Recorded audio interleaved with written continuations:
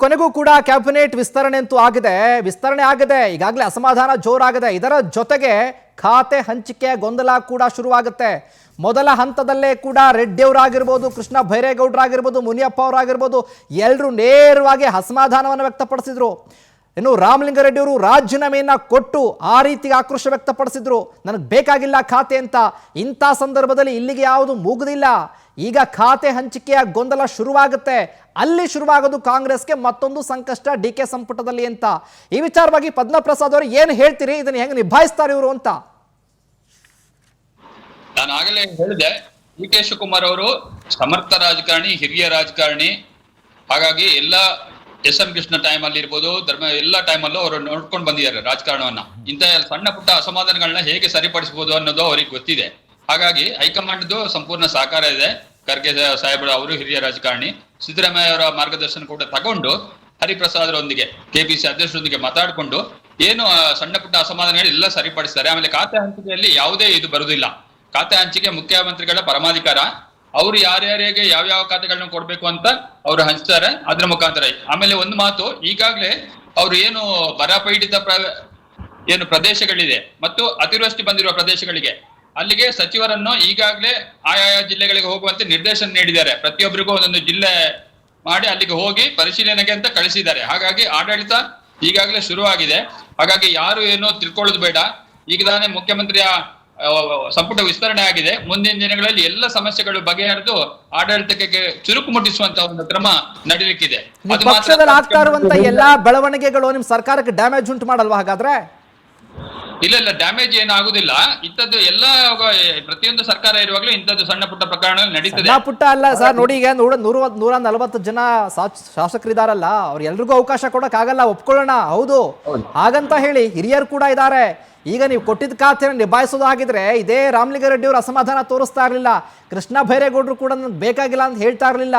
ಏನೂ ಆಗಲ್ಲ ಅಂತ ಹೇಳಕ್ ಹೋಗ್ಲೇಬೇಡಿ, ಎಲ್ಲ ಹಾಗೆ ಆಗತ್ತೆ ಅದರಲ್ಲಿ. ಸರಿ ಸರ್, 140 ಮಾತ್ರ ಅಲ್ಲ, MLC ಸೇರಿ 170 ತನಕ ಆಗುತ್ತೆ. ಇರ್ಲಿ, ಅಷ್ಟು ಜನ ಇದ್ದಾರೆ. ಆಮೇಲೆ ರಾಮಲಿಂಗಾರೆಡ್ಡಿ ಅವರು ಅವತ್ತು ಏನಾಯ್ತು, ನನಗೆ ಆದಷ್ಟು ಬೆಂಗಳೂರು ಸಿಕ್ಕಿ ನಾನು ಇಲ್ಲೇ ಇರೋದು ಅಂತ ಹೇಳಿದ್ರು. ಆಮೇಲೆ ಅವರು ಒಪ್ಕೊಂಡಿದ್ದಾರೆ ಜಲ ಅಭಿವೃದ್ಧಿಯಲ್ಲಿ ಕೆಲಸ ಮಾಡ್ತೀನಿ ಅಂತ. ಇವರು ಅಷ್ಟೇ, ಕೃಷ್ಣ ಬೈರೇಗೌಡರು ಫಸ್ಟ್ ಏನಾಗಿತ್ತು, ಕಂದಾಯ ಇಲಾಖೆಯಲ್ಲಿ ಅತ್ಯುತ್ತಮ ಕೆಲಸ ಮಾಡಿದೀನಿ, ಹಾಗಾಗಿ ಅದೇ ಬೇಕು ಅನ್ನೋ ಒಂದು ಆಕಾಂಕ್ಷೆ ಇತ್ತು ಅವ್ರು. ಕೃಷ್ಣ ಬೈರೇಗೌಡರು ನನಗೆ ನಗರಾಭಿವೃದ್ಧಿ ಯಾಕೆ ಬೇಡ ಅಂತ ಹೇಳಿದ್ರು ಅಂದ್ರೆ, ಕಂದಾಯ ಇಷ್ಟ ಇತ್ತು, ಆದ್ರೆ ಇದು ಯಾಕೆ ಬೇಡ ಅಂದ್ರು, ಅಲ್ಲಿ ಇರುವಂತ BDA ಇದ್ರ ಜೊತೆಗೆ ಹಲವಾರು ಖಾತೆಗಳನ್ನ BMDA ಖಾತೆಗಳನ್ನ ಕೊಡ್ಲಿಲ್ಲ. ಅದು ಬೇರೆ ಇದನ್ ಬೇರೆ ಮಾಡಿ ನಂಗೆ ಸ್ವೀಕಾರ ಮಾಡಲ್ಲ ಅಂತ ಹೇಳಿದ್ರು. ಅಲ್ಲಿ ಈಗ ಸ್ವೀಕಾರ ಮಾಡ್ಕೊಂಡು ಉತ್ತಮವಾಗಿ ಕೆಲಸ ಮಾಡ್ತಾ ಇದ್ದಾರೆ. ಕೆಲವೊಂದ್ಸಲ ಮುಖ್ಯಮಂತ್ರಿಗಳ ವಿವೇಚನೆಗೆ ಬಿಡ್ಬೇಕಾಗುತ್ತೆ ನಾವು.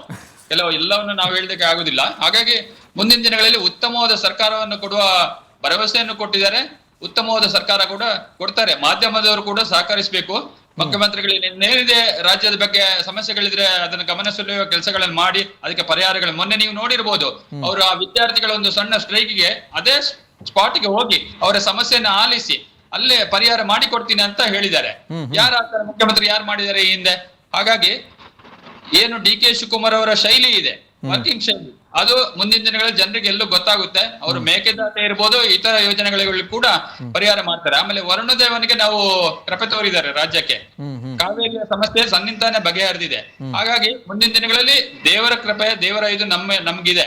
ಶ್ರೀರಾಮ ದೇವರ ಅಯೋಧ್ಯೆ ಶ್ರೀರಾಮ ದೇವರ ಕೃಪೆ ಕೂಡ ನಮ್ಮ ಮೇಲೆ ಇದೆ, ಕಾಂಗ್ರೆಸ್ ಪಕ್ಷದ ಮೇಲೆ. ಹಾಗಾಗಿ ಮುಂದಿನ ದಿನಗಳಲ್ಲಿ ಉತ್ತಮ ಸರ್ಕಾರವನ್ನ ನಾವು ಕೊಡ್ಲಿಕ್ಕಿದ್ದೇವೆ. ಬಿಜೆಪಿ ಅವರು ಏನು ಟೆನ್ಷನ್ ಆಗೋದು ಬೇಡ.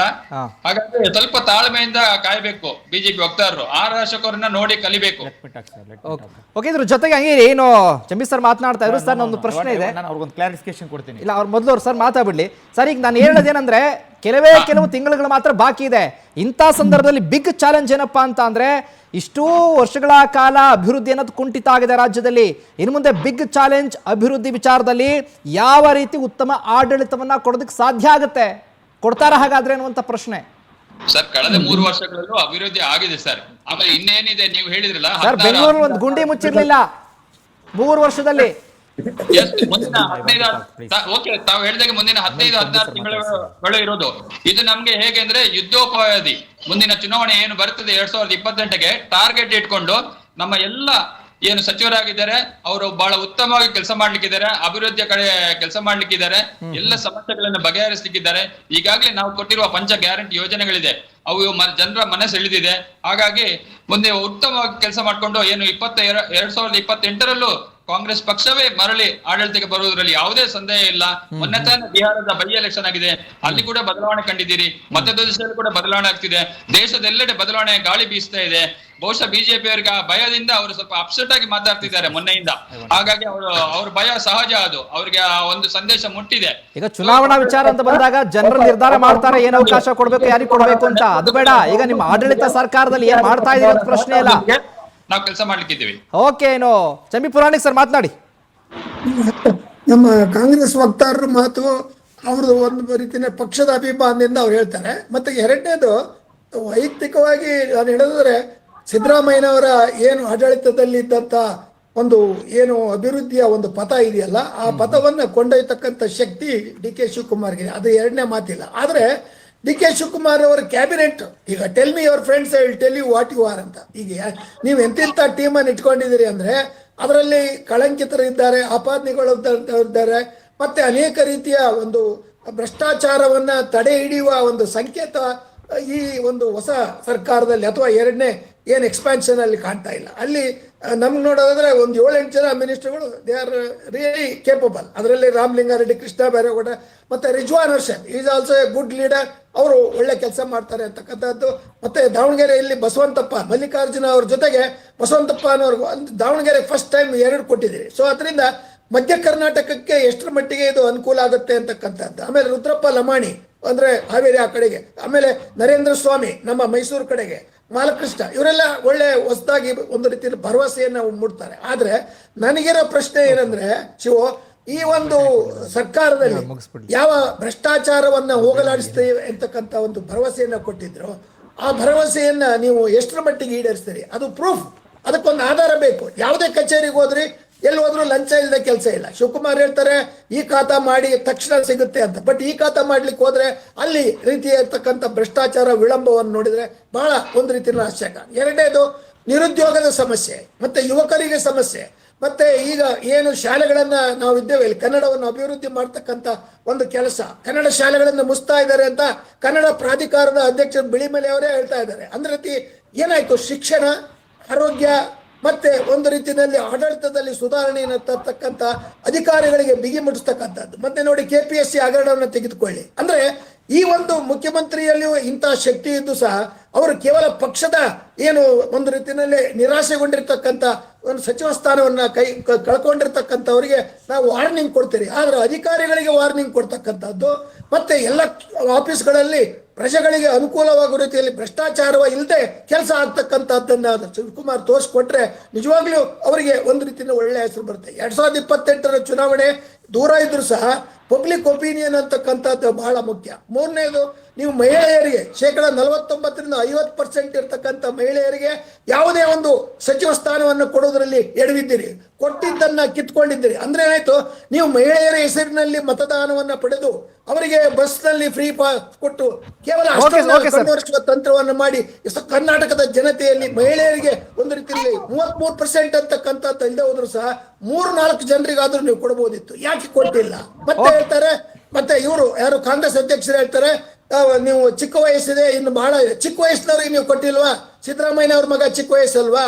ಅಲ್ಲಿ ಸೀನಿಯರ್ ಮತ್ತೆ ಇವರು ತನ್ವೀರ್ ಸೇಠ್ ಇದ್ದಾರೆ, ತನ್ವೀರ್ ಸೇಠ್ ಯಾಕೆ ಕೊಟ್ಟಿಲ್ಲ?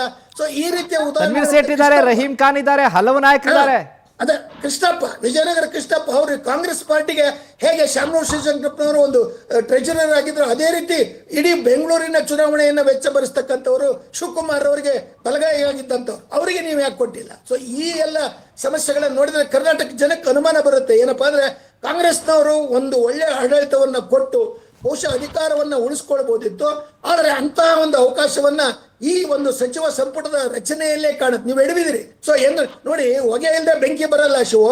ಸೊ ಅದರಿಂದ ಅನುಮಾನಕ್ಕೆ ಅವಕಾಶ ಕೊಡ್ತಕ್ಕಂಥದ್ದನ್ನ ಈ ಒಂದು ಗೊಂದಲ ಇದೆಯಲ್ಲ, ಇದು ಸಚಿವ ಸಂಪುಟದ ರಚನೆಯಲ್ಲಿ ಗೊಂದಲ, 2 ತಿಂಗಳ ವಿಳಂಬ, ಮತ್ತೆ ಹೈಕಮಾಂಡಿನ ಒತ್ತಡ, ಮತ್ತೆ ಯಾರು ಇವುಗಳ ಈ ಒಂದು ಕಾಣದ ಕೈಗಳು ಈ ಕಾರಣಗಳಿಗೆ ಈ ರೀತಿಯ ತಪ್ಪುಗಳಿಗೆ ಕಾರಣ ಇದ್ದಾರೆ ಅಂತಕ್ಕಂಥದ್ದನ್ನ ಫೇಸ್ ಮಾಡುವ ಶಕ್ತಿ ಮೌನವಾಗಿದ್ದಾರೆ. ಎಚ್ಚೆತ್ತುಕೊಂಡು ಒಳ್ಳೆ ಕೆಲಸ ಮಾಡಬೇಕು ಅಂತಕ್ಕಂಥದ್ದು ಕರ್ನಾಟಕದ ಜನತೆ ಪರವಾಗಿ ಈ ಒಂದು ಹೊಸ ಸಚಿವ ಸಂಪುಟಕ್ಕೆ ಶುಭವನ್ನು ಹೇಳ್ತೀನಿ. ಈಗ ನೋಡಿ, ನಮ್ಮ ಕಾಂಗ್ರೆಸ್ ವಕ್ತಾರ ಅಂತ ಪದ್ಮಪ್ರಸಾದ್ ಅವರು ಅವಾಗಲೇ ಹೇಳಿಕೆ ಕೊಟ್ಟರು. ಅದಕ್ಕೊಂದು ನಾನು ಕ್ಲಾರಿಫಿಕೇಶನ್ ಕೊಟ್ಟು ನಾನು ಮುಂದಕ್ಕೆ ಹೋಗ್ತೀನಿ. ಶ್ರೀರಾಮನ ಆಶೀರ್ವಾದ ಅವ್ರ ಮೇಲೆ ಇದೆ ಅಂತ ಹೇಳಿದ್ರು. ನೋಡಿ ಸ್ವಾಮಿ, ಶ್ರೀರಾಮ ಕಾಲಪುರುಷ, ಮರ್ಯಾದಾ ಪುರುಷೋತ್ತಮ. ಶ್ರೀರಾಮ ಎಲ್ಲವನ್ನೂ ನೋಡ್ತಾ ಇದ್ದಾನೆ, ನೀವೇನೇನು ಮಾಡಿದ್ದೀರಿ ಅಂತೇಳಿ. 2007ರಲ್ಲಿ ರಾಜೀವ್ ಧವನ್ ಮತ್ತೆ ಕಪಿಲ್ ಸಿಬಲ್ ಇವೆರಡು ಹೆಸರುಗಳು ಅವ್ರಿಗೆ ಜ್ಞಾಪನಕ್ಕಿದ್ರೆ ಪದ್ಮಪ್ರಸಾದ್ ಅವ್ರು ಕೇಳಿಸ್ಕೊಳ್ಳಿ. ಇಬ್ಬರೂ ಸಹ ರಾಮ ಸುಳ್ಳು, ರಾಮ ಸೇತುವೆ ಸುಳ್ಳು, ರಾಮ ಕಾಲ್ಪನಿಕ ವ್ಯಕ್ತಿ ಅಂತೇಳಿ ಸುಪ್ರೀಂ ಕೋರ್ಟ್ಗೆ ಪಿಟಿಷನ್ ಸಲ್ಲಿಸಿದಂತಹ ಪಕ್ಷ ನಿಮ್ಮದು. ಇವತ್ತು ರಾಮನ ಬಗ್ಗೆ ನಕಲಿ ಪ್ರೀತಿ ಬಂದ್ಬಿಟ್ಟಿದೆ. ರಾಮ ಮಂದಿರ ವಿಚಾರ ಮಾತಾಡ್ತಾ ಇದ್ರು. ರಾಮ ಮಂದಿರ ವಿಚಾರಕ್ಕೆ ಕಾಂಗ್ರೆಸ್ ಪಕ್ಷದ ಕಾರ್ಯಕರ್ತರು ಯಾರು ಒಂದೇ ₹1 ದೇಣಿಗೆ ಕೊಡಬೇಡಿ ಅಂತೇಳಿ ಇವ್ರದ್ದು ಫರ್ಮಾನು ಹೊಡಿಸಿದಂತಹ ಪಕ್ಷ ಇವ್ರದ್ದು. ಅದ್ರ ಜೊತೆಗೆ ಕಾಂಗ್ರೆಸ್ ಪಕ್ಷ ಸ್ವತಃ ಪ್ರಾಣ ಪ್ರತಿಷ್ಠಾಪನೆ ಮಾಡ್ಲಿಕ್ಕೆ ರಾಮ ಮಂದಿರಕ್ಕೆ ಹೋಗ್ಬೇಡಿ ಅಂತೇಳಿ ಫರ್ಮಾನು ಹೊಡಿಸಿದಂತ ಪಕ್ಷ. ಇವತ್ತು ರಾಮನ ಬಗ್ಗೆ ಪ್ರೀತಿ ಬಂದಿದೆ. ಯಾರೀ ರಾಮ ಸೇತುವೆನ ಹೊಡಿಬೇಕು ಅಂತ ಹೊಟ್ಟಿದ್ದು? ನಿಮ್ಮ ಪಕ್ಷ. ರಾಮ ಮಂದಿರವನ್ನ ಮುಗಿಸ್ಬೇಕು ಅಂತ ಹೊಟ್ಟಿದ್ಯಾರು? ನಿಮ್ಮ ಪಕ್ಷ. ನಮಗೆ ಬದ್ಧತೆ ಇತ್ತು ರಾಮನ ಮೇಲೆ ಬದ್ಧತೆ, ಪ್ರೀತಿ ಹಾಗೂ ಧರ್ಮನಿಷ್ಠೆ ಇತ್ತು. ರಾಮ ಮಂದಿರ ಕಟ್ತು, ಅದನ್ನ ತಡ್ಕೊಳಕ್ ಆಗ್ತಾ ಇಲ್ಲ ನಿಮ್ಮ ಕೈಲಿ. ಅದಕ್ಕೆ ಮಾತನಾಡ್ತಾ ಇದ್ದೀರಾ. ನಾಚಿಕೆ ಆಗ್ಬೇಕು ರಾಮನ ವಿಚಾರ ಮಾತಾಡ್ಲಿಕ್ಕೆ. ಹೌದು, ಅಲ್ಲಿ ಉಂಡಿ ಕಳ್ತನ ಆಗಿದೆ, ಅವ್ರನ್ನ ಒದ್ದು ಒಳಿಕ್ ಹಾಕ್ತವ್ರು ನಾವೇ. ಅವ್ನು ಯಾರು ಕಳ್ತನ ಮಾಡಿದ ಅವ್ನ ಒದ್ದು ಒಳಿಕ್ ಹಾಕಿ ಜೈಲಿಗೆ ಕಳ್ಸಿದೀವಿ. ನಮಗೆ ಗೊತ್ತಿಲ್ಲ. ಆ ಕಳ್ತನ ಮಾಡಿರೋ ಕಾಂಗ್ರೆಸ್ ಕಾರ್ಯಕರ್ತ ಇರ್ಬೋದು ಒಳಗಡೆ, ನಮ್ಗೆ ಹೆಂಗ್ ಗೊತ್ತಿರುತ್ತೆ? ಕದ್ಬಂದ್ ಸೇರ್ಕೊಂಡಿರ್ಬೋದು. ನಾಚಿಕೆ ಆಗ್ಬೇಕು. ನಿಮ್ಮಂತ ಹಿಂದೂ ವಿರೋಧಿಗಳು ಯಾರೋ ಇರ್ಬೋದು ಅಲ್ಲಿ. ನಿಮ್ಮ ಹಿಂದೂ ವಿರೋಧಿತನವನ್ನ ಜನರು ಸೂಕ್ಷ್ಮವಾಗಿ ಗಮನಿಸ್ತಾ ಇದ್ದಾರೆ. ನೀವು ಹೇಳಿದಂತ ಹೇಳಿಕೆಗಳು, ಕುಂಭಮೇಳಕ್ಕೆ ಹೋಗ್ಬೇಡಿ ಕಾಯಿಲೆ ಬರ್ತದೆ, ಕುಂಭಮೇಳಕ್ಕೆ ಹೋಗ್ಬಿಟ್ರೆ ಪ್ರವಾದ ಕಾಯಿಲೆಗಳು ಬರ್ತವೆ ಅಂತ ನಿಮ್ಮ ಅಧ್ಯಕ್ಷರು ಹೇಳಿದ್ರು. ನಿಮ್ಮ ಹಿಂದೂ ವಿರೋಧಿತನಕ್ಕೆ ನಿಮ್ಮ ಪಕ್ಷವನ್ನು ಈ ಮಟ್ಟ ಕುಣಿಸಿದ್ದಾರೆ. Sir, coming to the point sir, ಇನ್ನೊಂದು ಸರ್, ಇವತ್ತು ವಿಚಾರ ಮಾತಾಡ್ತಾ ಇದ್ರು. ಇವತ್ತು ರಾಜ್ಯದಲ್ಲಿ ಆಗ್ತಾ ಇರ್ತಕ್ಕಂಥ KPSC ಹಗರಣ, KPSC ನಲ್ಲಿ ಎಷ್ಟು ಬ್ರಹ್ಮಾಂಡ ಭ್ರಷ್ಟಾಚಾರ ಆಯ್ತು. ವಿದ್ಯಾರ್ಥಿಗಳು ಬೀದಿಗಿಳಿದಿದ್ದಾರೆ. ಇವ್ರು ಕೇವಲ ನೀಟ್ ವಿಚಾರಕ್ಕಷ್ಟೇ ಅಂತ ಇವ್ರದ್ದು. ಇವ್ರ ಆಡಳಿತದಲ್ಲಿರ್ತಕ್ಕಂಥ ಜಾರ್ಖಂಡ್ನಲ್ಲಿ ದೊಡ್ಡ ಹೋರಾಟ ನಡೀತಾ ಇದೆ, ತುಟಿಕ್ ಪಿಟಿಕ್ ಅಂತ ಇಲ್ಲ. ಕರ್ನಾಟಕದಲ್ಲಿ ನಡೀತಾ ಇದೆ, ತುಟಿಕ್ ಪಿಟಿಕ್ ಅಂತ ಇಲ್ಲ. ಕೇರಳದಲ್ಲಿ ನಡೀತಾ ಇದೆ, ತುಟಿಕ್ ಪಿಟಿಕ್ ಅಂತ ಇಲ್ಲ. ತೆಲಂಗಾಣದಲ್ಲಿ ನಡೀತಾ ಇದೆ, ತುಟಿಕ್ ಪಿಟಿಕ್ ಅಂತ ಇಲ್ಲ. ಹಿಮಾಚಲ ಪ್ರದೇಶ ನಡೀತಾ ಇದೆ. ಇವ್ರು ಇರ್ತಕ್ಕಂಥ ಅಷ್ಟೂ ರಾಜ್ಯಗಳಲ್ಲಿ ವಿದ್ಯಾರ್ಥಿಗಳು ಬೀದಿಗೆ ಬಂದಿದ್ದಾರೆ. ಯಾಕೆ ಮಾತಾಡ್ತಾ ಇಲ್ಲ? ಇವ್ರು ಹೇಳ್ತಾರಲ್ಲ, ನೈತಿಕ ಹೊಣೆಗಾರಿಕೆಯನ್ನು ಹೊತ್ತು ರಾಜೀನಾಮೆ ಕೊಡಬೇಕು ಅಂತೇಳಿ. ಯಾಕೆ ಇವ್ರು ಯಾರಿಗೂ ನೈತಿಕತೆ ಇಲ್ವಾ? ಮಾನ ಮರ್ಯಾದೆ ಇಲ್ವಾ ಅವರಿಗೆ ರಾಜೀನಾಮೆ ಕೊಡಲಿಕ್ಕೆ? ಕೊಡಬೇಕು. ಇನ್ನೊಂದು ಸರ್, ಮೊನ್ನೆ ಆದಂತಹ ಕಾನ್ಸ್ಟೇಬಲ್ ಎಕ್ಸಾಮ್ ಯಾವ ಮಟ್ಟಕ್ಕಾಯ್ತು ನೀವು ನೋಡಿದ್ದೀರಿ. ವಿದ್ಯಾರ್ಥಿಗಳು ಈಚೆಗೆ ಬಂದು ಹೋಗಿ ಗೇಟನ್ನು ಉಡಿಸ್ತಕ್ಕಂಥ ಕೆಲಸವನ್ನು ಮಾಡ್ತಾರೆ. ಯಾರ್ದೋ OMR ಪೇಪರ್ ಯಾರಿಗೋ ಕೊಡೋದು, 1 ಅವರ್ ಪೇಪರ್ ಅನ್ನ ಲೇಟಾಗಿ ಕೊಡ್ತಕ್ಕಂಥದ್ದು. ಈ ನೀಟ್ ಎಕ್ಸಾಮ್ಗೆ 5 ನಿಮಿಷ ಲೇಟಾಗಿ ಹೋದ್ರೆ ಒಳಗೆ ಸೇರಿಸಲ್ವಂತೆ. ಇವ್ರು 1 ಅವರ್ ಕೊಡ್ಬೋದಂತೆ. ಯಾರ್ದೋ ಕ್ವಶನ್ ಪೇಪರ್ ಯಾರೋ ಕೊಡ್ಬೇಕಂತೆ. ಸೋಷಿಯಲ್ ಮೀಡಿಯಾದಲ್ಲಿ ಕ್ವಶನ್ ಪೇಪರ್ ಓಡಾಡ್ತಾವೆ ಸರ್, ನಾನು ಸ್ವತಃ ನೋಡಿದ್ದೀನಿ. ಇದು ಯಾವ ರೀತಿ ಅಂತೇಳಿ ಪ್ರಿಯಾಂಕ ಖರ್ಗೆ ಅವ್ರನ್ನ ಕೇಳಿದ್ರೆ, ಪ್ರಿಯಾಂಕ ಖರ್ಗೆ ಅವ್ರು ಹೇಳ್ತಾರೆ, let them to hunger strike. ಅವರು ಉಪವಾಸ ಸತ್ಯಾಗ್ರಹ ಮಾಡಲಿ 25 ದಿವಸ, ನಾನು ಲಾಠಿ ಚಾರ್ಜ್ ಮಾಡಿಸ್ತೀನಿ.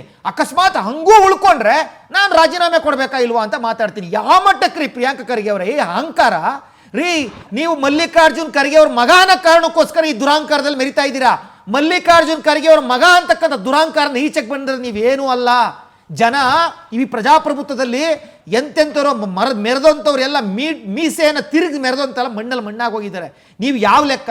ಈ ಅಹಂಕಾರ, ದರ್ಪ, ದೌರ್ಜನ್ಯ ಇವತ್ತು ನಡೆಯೋದಿಲ್ಲ ಕರ್ನಾಟಕದಲ್ಲಿ. ಇವತ್ತು ಸರ್ ನೋಡಿ, ಇನ್ನು ಮಹಿಳೆಯರ ವಿಚಾರ ಮಾತಾಡ್ತಾ ಇದ್ದಾರೆ. ಮಹಿಳೆಯರಿಗೆ ಒಂದೇ ಒಂದು ಸಚಿವ ಸಂಪುಟ ಸ್ಥಾನವನ್ನ ಕೊಟ್ಟಿಲ್ಲ. ಯುವಕರುಗಳು ಕೊಟ್ಟಿಲ್ಲ. ಯುವಕರು ವಿಚಾರ ಮಾತಾಡ್ತಾ ಇದ್ರು. ನೋಡ್ಕೊಂಡ್ರೆ ಯೂತ್ 2 ತಿಂಗಳ ಟೈಮ್ ತಗೊಂಡ್ರು, ಅದೇನ್ ಮಾಡ್ಲಿಕ್ಕೆ ಏನ್ ಮಾಡಿದ್ರು? ಮತ್ತೆ 30 ಜನದ ಕೈಲಿ ಲೆಟರ್ ಅನ್ನ ಬರ್ಸಿ ಹೈಕಮಾಂಡ್ ಕಳಿಸಿದ ಇದೇ DK ಶಿವಕುಮಾರ್ ಅವರು, ಪ್ರದೀಪ್ ಈಶ್ವರ್ ನೇತೃತ್ವದಲ್ಲಿ. ಪಾಪ ಪ್ರದೀಪ್ ಈಶ್ವರ್ ಅವರು ನನಗೆಲ್ಲ ಮಂತ್ರಿ ಸ್ಥಾನ ಕೊಡ್ತಾರೆ ಅಂತ ಇಂಥವ್ರು ಬೈದಿಲ್ಲ ಅನ್ನಂಗಿಲ್ವಲ್ರಿ ಪದ್ಮಪ್ರಸಾದ್ ಅವರೇ? ನರೇಂದ್ರ ಮೋದಿಯಿಂದ ಡೊನಾಲ್ಡ್ ಟ್ರಂಪ್ ಇಂದ ಇಡೀ ವಿಶ್ವದ ನಾಯಕರನ್ನು ಎಲ್ಲರೂ ಬೈದವ್ರೆ ನಿಮ್ಮ ಪ್ರದೀಪ್ ಈಶ್ವರ್ ಅವರು. ಪಾಪ ಅವ್ರಿಗಾದ್ರೂ ಕೊಡ್ಬೋದಾಯ್ತಲ್ರಿ, ಅವ್ರು ಬಳಸಿರೋ ಭಾಷೆಗಾದ್ರೂ ಕೊಡ್ಬೋದಾಯ್ತು. ಅಂತ ಕೆಟ್ಟ ಕೊಳಕ ಭಾಷೆ ಬಳಸಿದ್ದಾರೆ.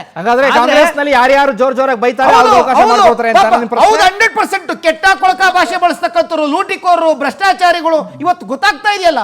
ಪಾಪ ಮೋಸ್ಟ್ ಎಲಿಜಿಬಲ್ ಪ್ರದೀಪ್ ಈಶ್ವರ್ ಅವರು. ಹಂಗಿದ್ರೆ ಇವರು ಎಲ್ಲೊಬ್ಬ ಮಂತ್ರಿ ಸ್ಥಾನ ಕೊಡ್ತಾರೆ ಅಂತ ಬೈದವರೇ.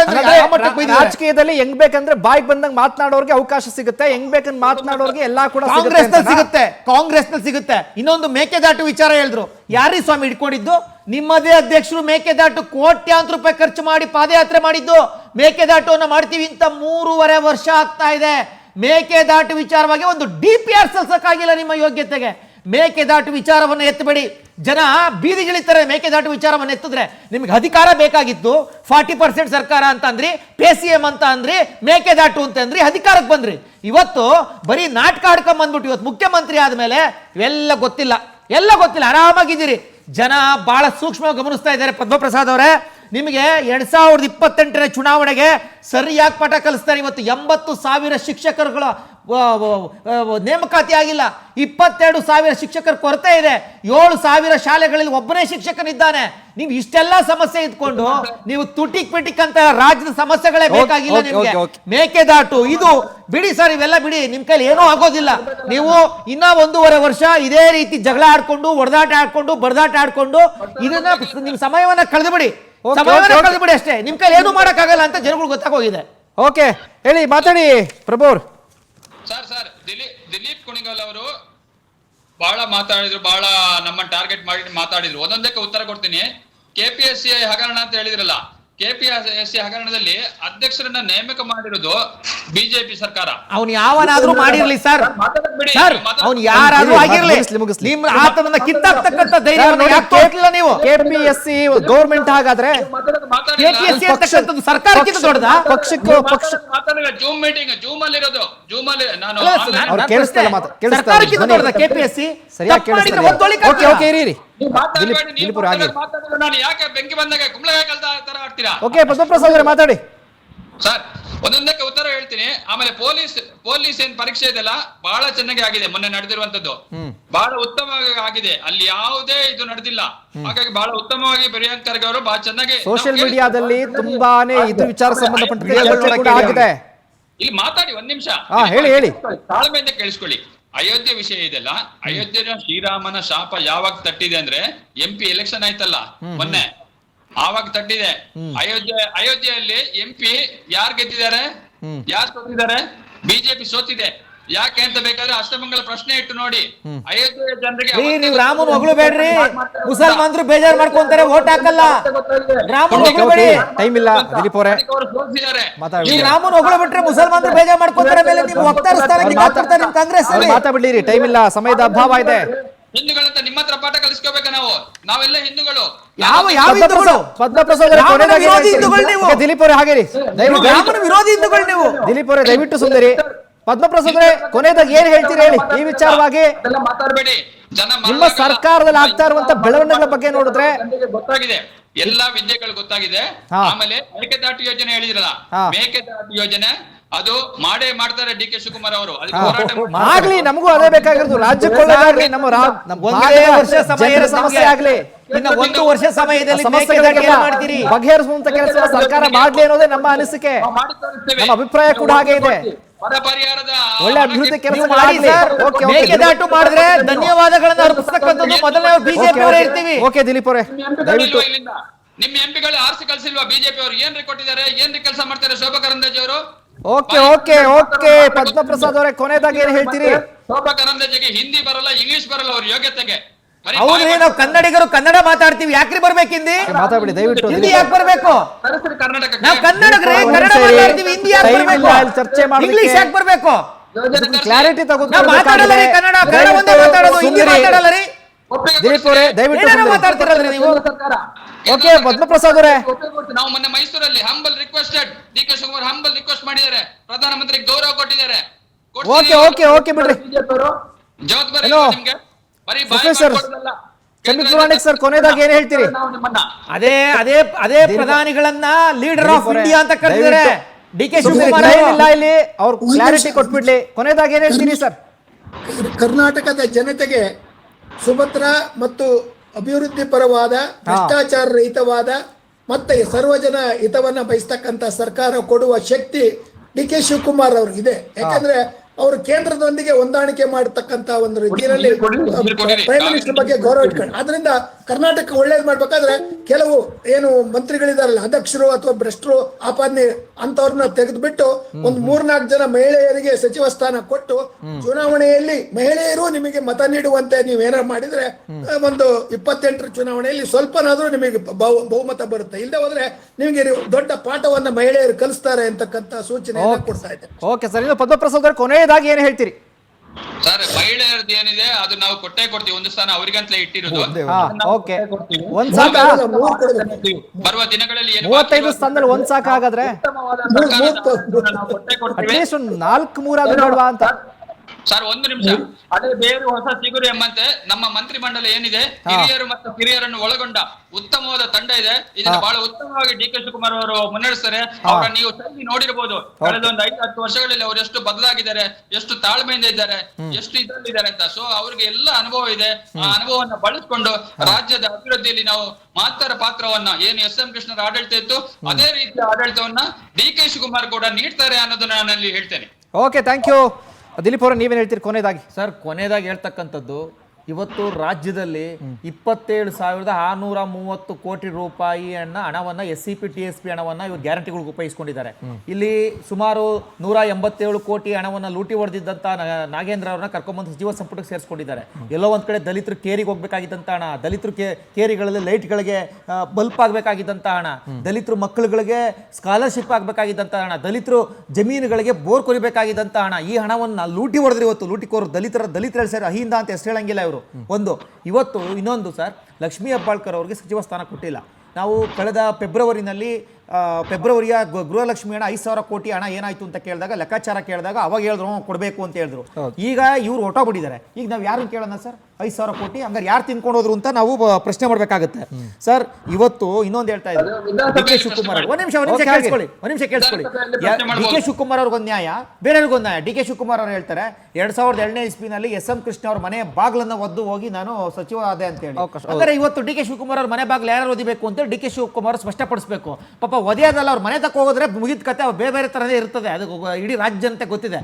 ಗೆಟ್ ಔಟ್ ಅಂತ ಹೇಳ್ತಾರೆ ಅವರು. ಸೊ ಸುಮ್ಮನೆ ಇವ್ರು ಬಂದ್ಬಿಟ್ಟು ಮೀಡಿಯಾ ಮುಂದೆ ಹೇಳೋದಲ್ಲ. ಮನೆ ಬಾಗ್ಲಲ್ಲ ಪಾಪ ಯಾವ ಮಟ್ಟಕ್ಕೆ ಹೋಗ್ಬಿಟ್ಟಿದೆ ಅಂತಂದ್ರೆ, ನೀವು ರಾಜೀನಾಮೆ ಕೊಡಂಗಿದ್ರೆ ಕೊಡಿ, ಕೇವಲ ಅರ್ಧ ಗಂಟೆನಲ್ಲಿ ನಾನು ರಿಸೀವ್ ಮಾಡ್ತೀನಿ ಹೇಳ್ತಾ ಇದ್ದಾರೆ ಅಂತಂದ್ರೆ, ಶಾಸಕರುಗಳನ್ನ ಎದುರಿಸ್ತಕ್ಕಂತ ಬೆದರಿಸ್ತಕ್ಕಂತ ಕೆಲಸವನ್ನ ಮಾಡ್ತಿದ್ದಾರೆ. ಇದು ಪ್ರಜಾಪ್ರಭುತ್ವ ಅಲ್ಲ, ಇದು ಪ್ರಜಾಪ್ರಭುತ್ವ ಅಲ್ಲ. ಪ್ರಜಾಪ್ರಭುತ್ವ ಹತ್ತಿಕ್ಕಂತ ಕೆಲಸ, ಪ್ರಜಾಪ್ರಭುತ್ವವನ್ನ ಶಾಸಕರಿಗೆ ಮಾಡಿರ್ತಕ್ಕಂತ, ಕಾಂಗ್ರೆಸ್ ಶಾಸಕರಿಗೆ ಮಾಡಿರ್ತಕ್ಕಂಥ ದೊಡ್ಡ ಅಪಮಾನ ಇದು. Okay, thank you. ಅವ್ರು ಹೇಳಿರೋದು ಅಧಿಕಾರ ಹೇಳಿ ಪದ್ಮಪ್ರಸಾದ್. ಕಿತ್ಕೋಬೇಕು ಅಂತ ಹೇಳಿರೋದು. ಅದೇ ಸಿದ್ದರಾಮಯ್ಯ ಕ್ಲಾರಿಟಿ ಕೊಟ್ಬಿಡ್ಲಿ ಅವರು. ಕ್ಲಾರಿಟಿ ಕೊಡ್ಲಿ.